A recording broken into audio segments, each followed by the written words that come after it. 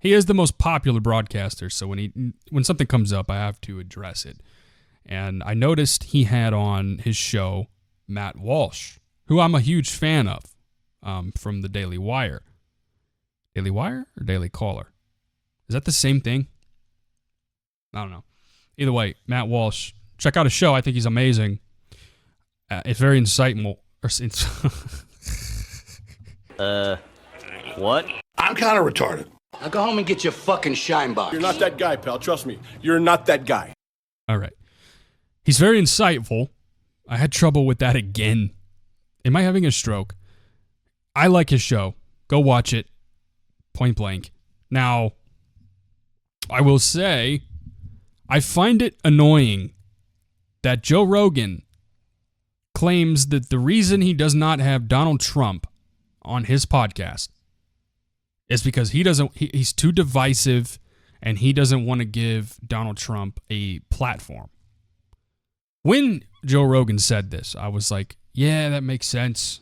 Not to me, but for someone like Joe Rogan, I could see that. Whatever.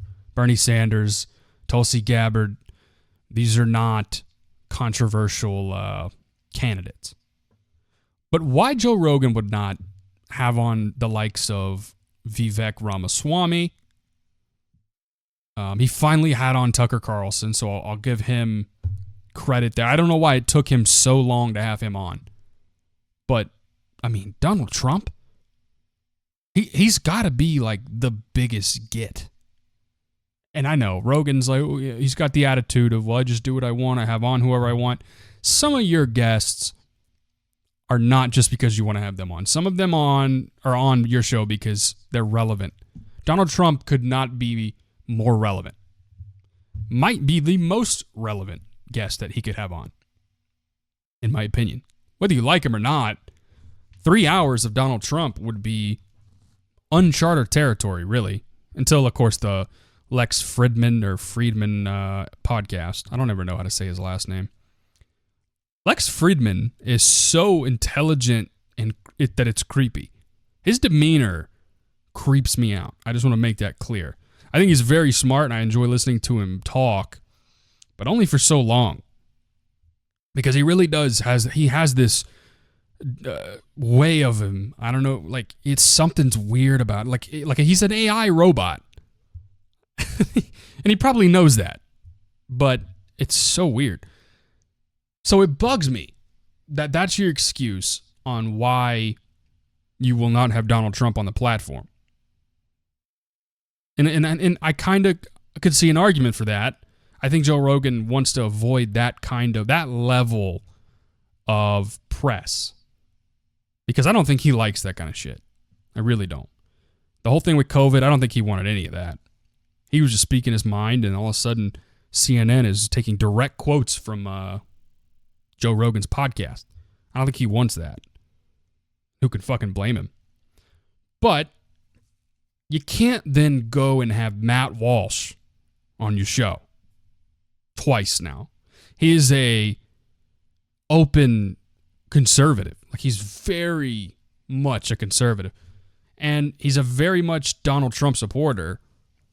He's just as divisive. I'm not saying that Matt Walsh is a divisive character. I don't think he is. I don't think... fuck divisiveness. What are we talking about here? Opinionated?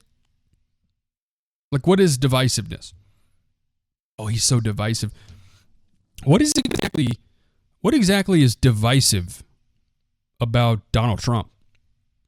Other than the fact that a lot of people bitch about him on a daily basis. What is the actual divisive element of Donald Trump? Can somebody point that out? I'd love to read that comment.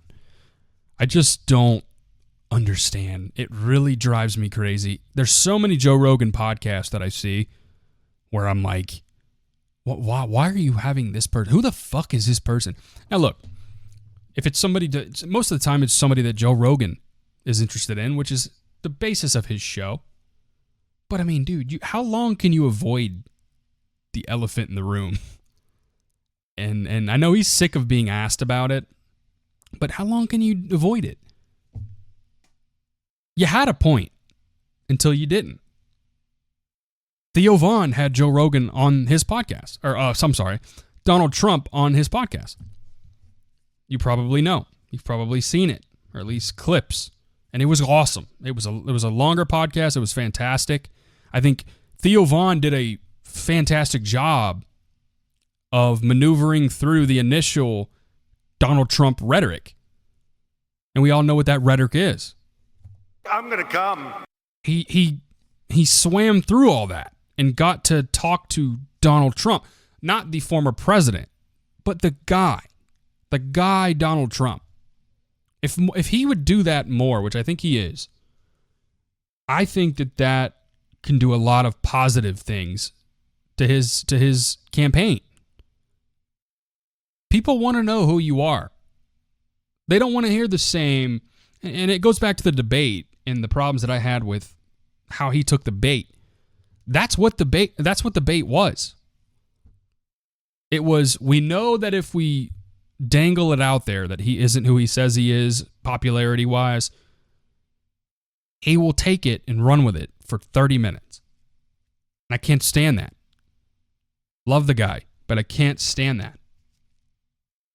You gotta start showing who you are as a human being. We're in a time period now where for some reason, in order to be president of the world's largest business, which is what this is, you have to be a nice person. People have to relate to you, which to me seems silly. It really does. Your job as a president, despite the argument about how important that job really is or how much influence that job actually has, which I think is more than you would think. I think that position has been turned into a puppet ship with a lot of people pulling the strings over the past 20 years or so. And the people up there in higher politics has gotten used to that. So when Donald Trump came in the office, he was not that. He was not willing to let 10, 15 other people dictate his decision making. And I think that is what originally bothered the system. And that system did a really good job at painting him as a monster to all of the Trump haters out there, the now Trump haters. I don't think without the help of the media and the manipulation of certain things regarding Donald Trump, I don't believe that he would have as much hate as he does now from people like Howard Stern. Hilarious. Shock jock my ass. So yeah, I just back to Joe Rogan. I don't understand how you could avoid this. You know, that's what I was saying. He went on Theo, he went on Lex, and the Lex one was long. And the thing is, man, Joe Rogan is great friends with Lex Fridman, great friends with Theo Vaughn, great friends with Elon Musk. All of these people have interviewed Trump successfully. It wasn't overly divisive. It was, each of them were their own experience. Trump went on Gutfeld last night. You know how weird it is to pop on Gutfeld and see Trump in one of the chairs? But it's so normal. That's what I want. I need more of that out of Donald Trump. And I think Rogan, I just don't know if he wants to take on the responsibility, is my theory. I don't think he wants to take on, because it is a big responsibility, because it depends who you are as a host. Theo Vaughn is not Mr.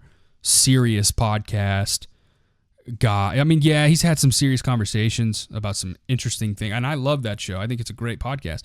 But you're going to watch that podcast and expect to see Trump being Trump and Theo being Theo. And the exciting part about that is that you get to see the two mesh. And the friction of those two personalities is what made that hilarious. The topics that Theo wanted to bring up. Of course, you had Trump giving his automated responses, but some of the questions that Theo threw at him, he couldn't do that. So he actually had to be Trump for a second. Not very long, quick 5 minutes, but it's enough. But that takes a type of responsibility to know how to maneuver that conversation, to which I give Theo Von a lot of credit. Lex, not so much. His style of podcasting is as bland as it gets. Not taking a shot. I think he's intelligent and very entertaining, like I said. But in order to be entertaining with his personality, it's got to be... And I think he intentionally keeps it kind of bland, black and white, straightforward, as the news used to be. And that's why it works. So to have someone like Trump on there, Lex is going to control every aspect of that conversation. And he did. And Gutfeld was just, goofing thing. It was fun. So it bothers me. I'm not going to lie. I think if Rogan were willing to put in the effort, which he's proven he'll do, you don't get where he's at in podcasting without putting in the effort and the time. Whether you like him or not, just is what it is. But how could you not have Trump on? How could you not have Trump on? Joe Rogan has had on some shitty guests. He's had on guests that should have been good that weren't. He's had some awkward moments on there, some heated moments. You had all the things. You're almost at 3,000 episodes. You've had on all the people. At this point, it's strange that you won't have him on. It's almost like there's somebody that won't let you have him on. Am I crazy for saying that? I'm all on the side of Rogan makes these deals with YouTube and Spotify and he demands his freedom of guests. But if that's the case, where's more Alex Jones podcasts? I know you want to. Rogan loves that guy. I know you want to have him on. And they're some of his most viewed episodes ever because they're bonkers. And I'm a fan of Alex Jones. I'd love to see him back on. But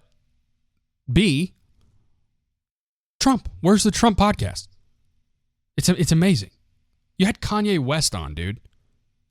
You want to talk about divisive? You had fucking Kanye West on your show, who, to most people, he openly praised Hitler. Now, I think there's an argument to be made for his intent behind that, and I'm not going to have that discussion right now. But he made Alex Jones uncomfortable, dude. I watched it. This was after that, but still. You'd have him back on. I know you would. I know Rogan would have him back on. So have on Trump. It's ridiculous. It really is. It is ridiculous. And I'm fine as a fan of the show, the Joe Rogan Experience. I'm fine with you having on whoever you want. It's your fucking show. But we're to a point now where it's like, dude, it's time to get in the pool.